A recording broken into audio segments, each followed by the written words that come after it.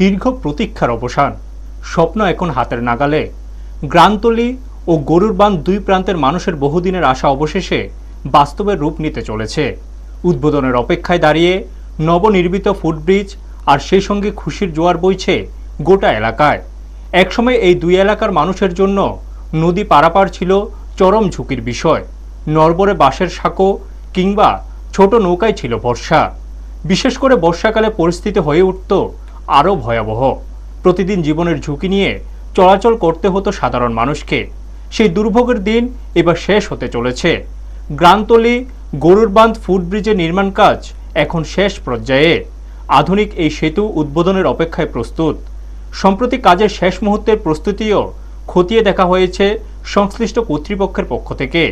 এই সেতু চালু হলে সবচেয়ে বেশি উপকৃত হবে এলাকার ছাত্রছাত্রীরা। স্কুল কলেজে যাতায়াত হবে আরও সহজ ও নিরাপদ। পাশাপাশি জরুরি সময়ে রোগীদের দ্রুত হাসপাতালে পৌঁছে দেওয়াও অনেকটাই সহজ হবে। ব্যবসা বাণিজ্য ও দৈনন্দিন যোগাযোগ ব্যবস্থাতেও আসবে গতি। গ্রামতলী গ্রাম পঞ্চায়েতের উপপ্রধান জানিয়েছেন, এই সেতুটি এলাকার মানুষের দীর্ঘদিনের দাবি ছিল। আগে যেভাবে মানুষ ঝুঁকি নিয়ে পারাপার করত তা ভাবলেও ভয় লাগে। এখন সকলেই নির্ভয়ে যাতায়াত করতে পারবে। স্থানীয় বাসিন্দাদের মতে এই ফুটব্রিজ শুধু দুই প্রান্তকে যুক্ত করবে না, বরং এলাকার অর্থনৈতিক ও সামাজিক উন্নয়নের নতুন দিগন্ত উন্মোচন করবে। বহুদিনের কষ্টের অবসান ঘটিয়ে এই সেতু হয়ে উঠবে উন্নয়নের এক গুরুত্বপূর্ণ মাইলফলক। ব্যুরো রিপোর্ট, নিউজ তৎকাল 24। নমস্কার।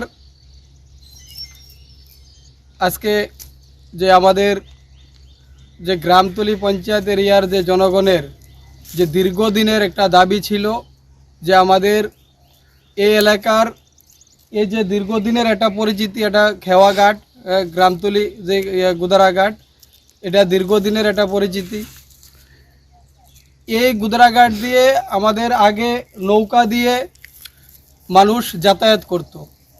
আপনার বেজিমারা থেকে শুরু করে কাঠালিয়া মুড়া, এই অত্র এরিয়ার যে যা সাধারণ জনগণ সবাই এই নৌকা দিয়ে যাতায়াত করত।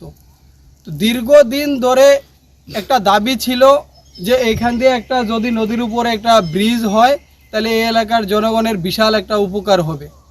তো দীর্ঘদিন এই রাজ্যে আপনারা জানেন যে বাম সরকার ছিল।